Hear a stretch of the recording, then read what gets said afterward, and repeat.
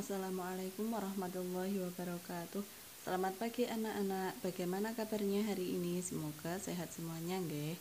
Untuk pertemuan kedua ini di mapel kimia, kita akan membahas mengenai tata nama senyawa kimia. Kemarin kita sudah mempelajari mengenai lambang unsur. Nah, selanjutnya kita akan membahas mengenai tata nama senyawa kimia.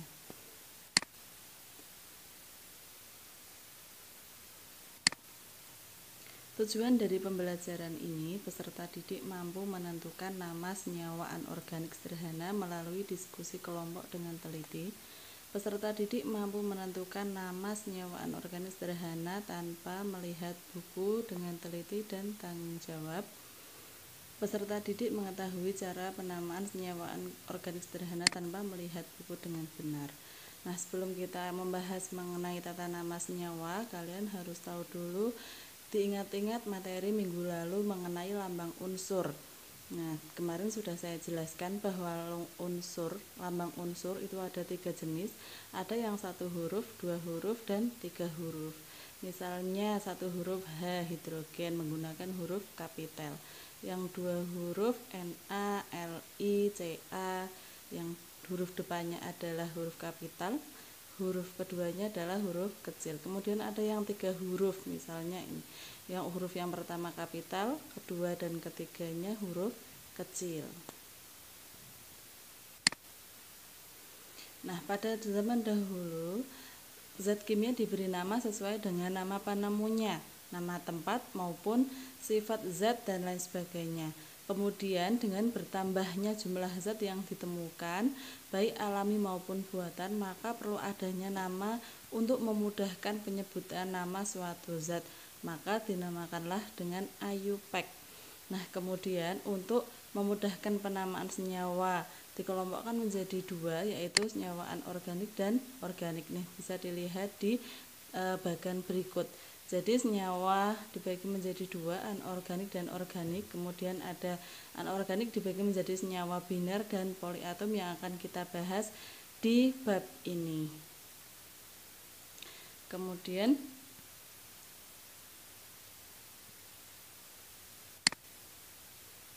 tata nama senyawa anorganik dikelompokkan menjadi ada senyawa biner dari logam dan non-logam.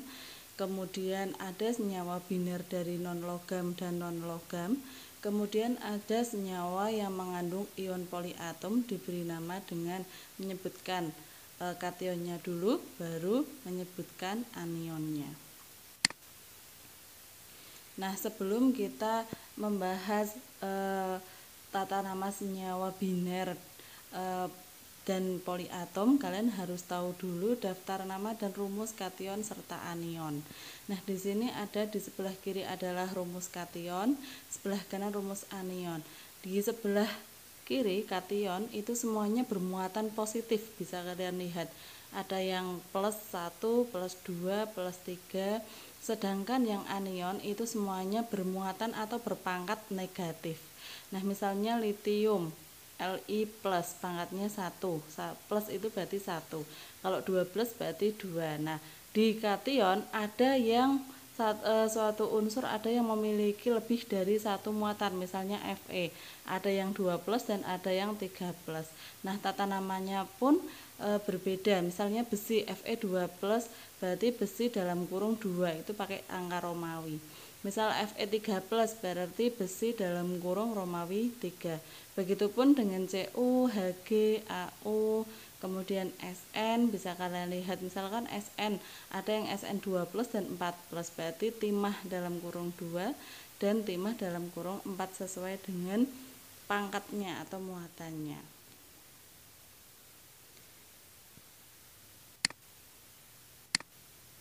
Kemudian senyawa biner terdiri dari logam, kation, dan non-logam atau anion.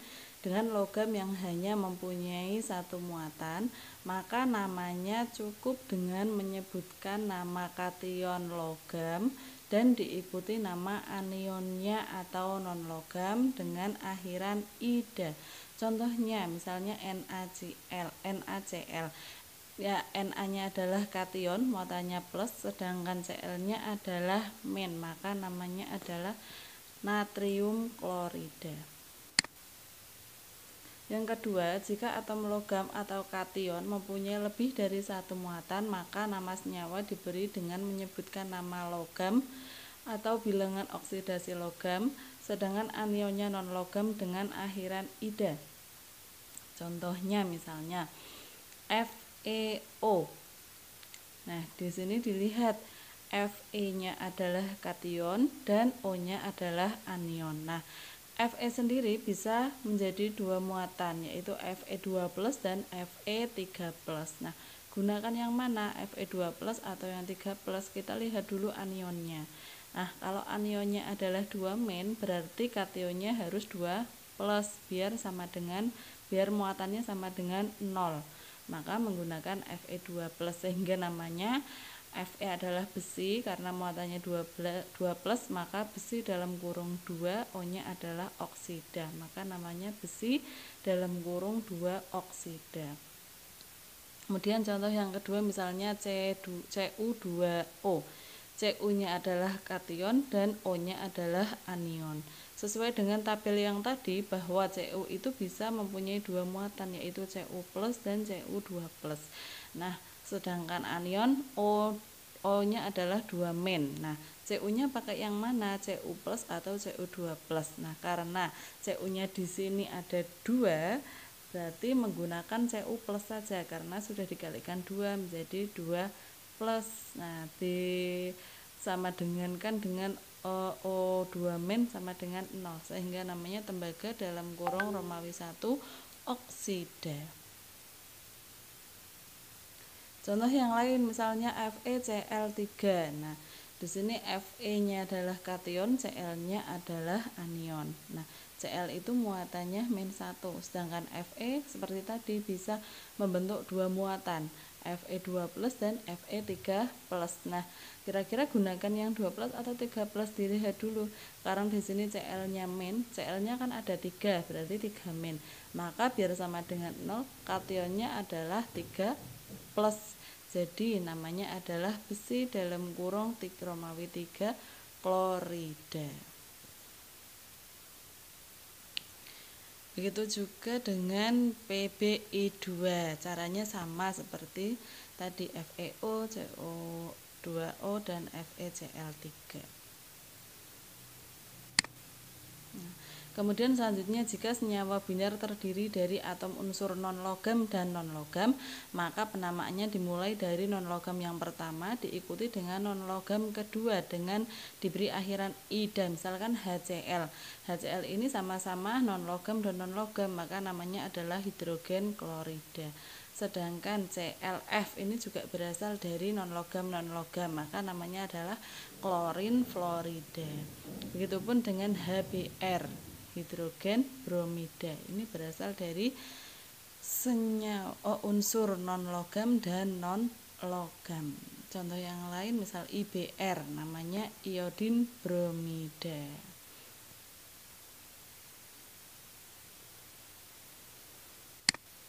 Kemudian jika dua jenis non-logam dapat membentuk lebih dari satu macam senyawa, maka menggunakan awalan Yunani 1.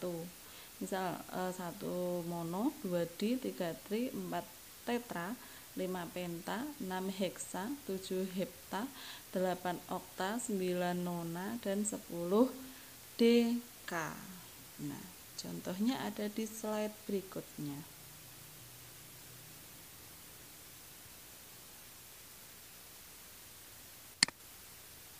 Nah, contohnya misalnya CO. CO ini bisa membentuk dua senyawa, CO dan CO2. Maka untuk CO namanya adalah karbon monoksida karena O-nya hanya 1. Kalau O-nya 2 jadi CO2 namanya adalah karbon dioksida. Contoh yang lain NO dan NO2. NO ada karena O-nya 1 nitrogen monoksida. NO2 karena O-nya 2 maka namanya nitrogen dioksida. Nah, malah bisa membentuk lagi menjadi N2O, namanya dinitrogen monoksida. Bisa juga membentuk N2O5, namanya dinitrogen pentaoksida. Nah, misalnya PCl3, namanya fosfor triklorida. Bisa juga membentuk P2O5, namanya difosfor pentaoksida. Jadi sesuai dengan jumlah unsurnya. Misalnya unsurnya 1 berarti mono, kalau 2 di 3 tri. Ya, jadi sesuai dengan jumlah unsurnya dengan menggunakan bahasa Yunani. Jadi tidak semua senyawa bisa membentuk lebih dari satu ya. Jadi hanya ini saja yang bisa. Kemudian senyawa yang memiliki nama umum boleh tidak menggunakan tata nama menurut IUPAC. Jadi nama-nama ini sudah biasa atau lazim digunakan sehingga boleh tidak menggunakan tata nama menurut IUPAC. Misalnya H2O, nama umum yang biasa kita gunakan adalah air. Kemudian NH3 amonia, CO2 es kering atau dry ice, NaCl misalnya garam dapur yang biasa digunakan untuk memasak. Kemudian CaO adalah kapur tohor, CaCO3 marmer atau batu kapur, CaOH2 kapur tulis, NaHCO3 soda kue, CaSO4 plus 2H2O adalah gypsum, kemudian CaClO2 adalah kaporit, kemudian MgSO4 plus 7H2O adalah garam Inggris, kemudian MgOH2 adalah susu magnesia, kemudian CuSO4 plus 5H2O adalah terusi. Nah, kemudian tata nama senyawa anorganik poliatomik. Nah, tata senyawa poliatom ini umumnya merupakan senyawa ion yang terbentuk dari kation monoatom dengan anion poliatom atau kation poliatom dengan anion monoatom. Nah, namanya dimulai dengan kationnya terlebih dahulu baru anionnya. Sebenarnya untuk membuat tata nama senyawa ini caranya sama semua, yaitu dengan menuliskan nama kationnya dulu baru anionnya. Nah, tetapi kalau tadi biner itu hanya 2 unsur, kalau poliatom itu lebih dari 2 unsur. Contohnya Na2CO4. Na ini adalah kation, Na2CO3, Na ini adalah kation, CO3-nya ini adalah anionnya. Jadi CO3 itu muatannya 2 min, sedangkan Na itu muatannya plus, sehingga Na-nya ada 2, sehingga namanya Na2CO3 natrium karbonat. Misalnya AlNO3 3 kali, namanya adalah aluminium nitrat.